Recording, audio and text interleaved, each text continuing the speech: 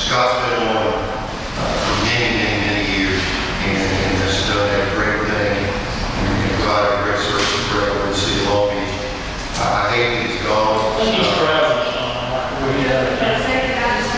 Who's that? That's your point. I'm pointing David Dodds. He's with EYKS. He's a current coach of the rec league basketball team, and he's very eager to serve and be somebody we're going to give. I second his motion. Is it possible for me to point my opponent to the rec coach instructor? He's said that as well. I'd like to point out something. Okay, you'll listen to this?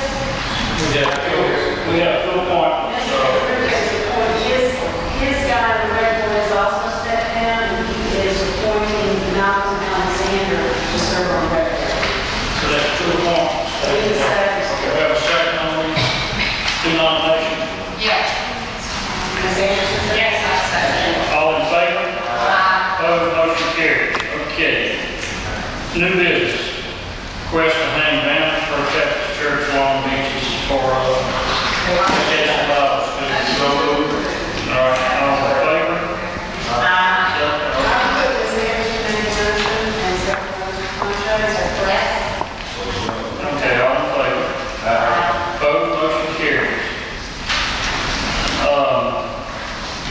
I think that there's two, this Harbor View Cafe, Apple tax exemption, and J. Levin Builders tax exemption. I think Mr. Simpson, we have some questions. I suggest you take them both up together. I suggest, good discussion. Well, I don't think we need enough. At this time, neither one qualifies. And let me make sure you understand why. Your ordinance says that in section 3.1, only new structures with a minimum of $500,000 in qualifying improvements qualify. Okay, so we're going to look at these two to see if they qualify.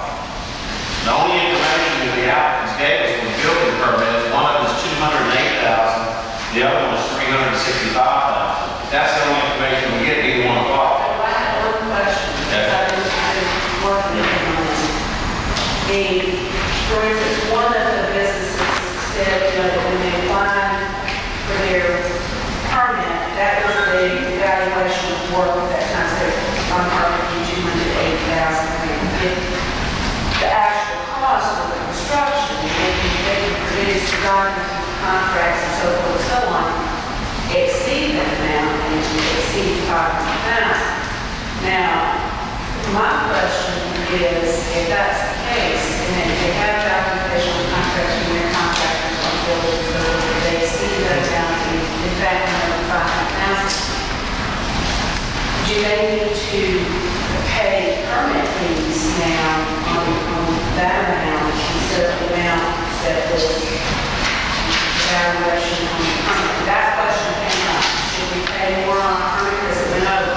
I don't know if that's something, but I have to go back and look at that. I'll have to speak to Earl Level.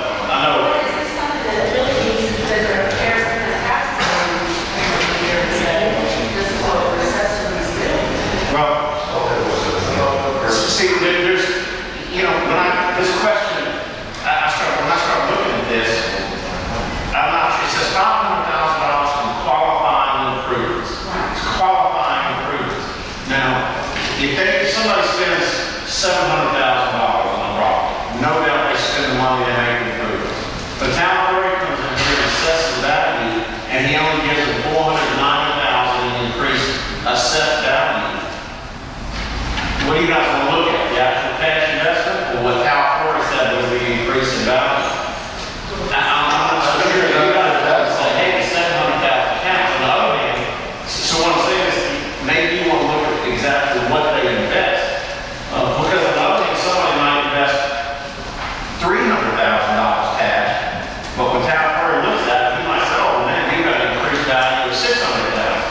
You know what I mean? I'm not sure how we craft this ordinance. Whether we want to look strictly at the change in value that town gives, do we want to look strictly at the cash investment into the deal? Or do you want to look at both and say you gotta have at least 500,000 on, Jim, doesn't it pay taxes on what he's assessed? yes, That's assessed, so and that's what they're actually going by. well, yeah, I mean, you guys, they say, to qualify for tax rate, you gotta spend at least 500,000 here. Now, once you spend that much money, then we'll give you the break. You're on your own without Florida. Whatever you say you're worth, or whatever break you get, that's up to town. You have to spend that many dollars here.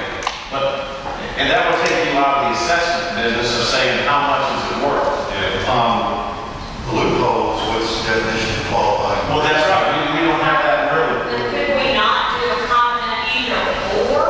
You could. Because if town comes in and appraises both those buildings for the building itself, not the land, but the improvement on that for 500,000, I would certainly think I'm going to be paying taxes on 500,000. And yeah, I might have done some of the work myself to save a little money, but I'm not going to get the discount. So in other words, I got to spend 500,000 cash. But isn't the sales value always less than what you have? It always is. It is. This service. Well, that's the point I was trying to make. Is that a function of the actual cost of it, or is it just? I think the tax assessor just always seems to, when he says what's the true value of that property and what's the assessed value, it always seems to be less than what you or I might The think. true value would be assessed back. Well, even both of them, a lot of times, it's They are a lot. Yeah. It says here, it says value, the parcel, the year prior to renovation, construction, subtracted from the assessed value, complete. There's kind of. that's talking about what kind of tax rate you get. But I wouldn't dream of insinuating this happened here, but I can tell you back in the day, builders used to all the time underestimate their building costs because they were trying to minimize their permit fee. There's nothing wrong with that. But here, if they're going to prove to us they spent over that much money, I think you're going to have to go back and look at did they pay the right permit fee. Well, that's one thing that we discussed, is that, when they brought their plans into the building division, it was, this is what it's gonna be, 280,000, whatever.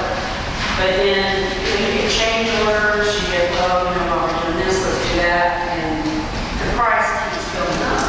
So, I think too, thinking that you're going to have less of those cases where a change order gets you from $475,000 to $525,000. It seems to me that the tragedy here is the building across the street where there's only $365,000 worth of improvements, but obviously the building will be valued and assessed more than $500,000. So I don't know how we close that loophole of identifying what it costs like whatever it is. We might just come back and amend the ordinance and define qualifying improvement.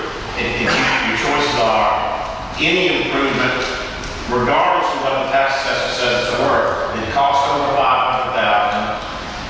Another option would be you could say any improvement that the tax assessor says is worth over $500,000, regardless of how much it costs. Or you could say either one. If the improvement either costs over $500,000 or regardless of how much it costs, if Cal Fleury says that they accept the true value is more $500,000, either way they can qualify for those two things. I think the only way to clear it up though is to come back and amend it. I'll take it. I crafted it based on factors change, and I didn't think to put a definition in it. So we're gonna just check I don't think you should deny these, but you don't have enough information to act on. Well, let me- Wait Wait a minute. Let me add something to this. While we're talking about this, because I think this is something, I think we kind of made a hasty decision on this to begin with. He's talking about amending. I'm thinking that we need to revisit and think about amending it, period.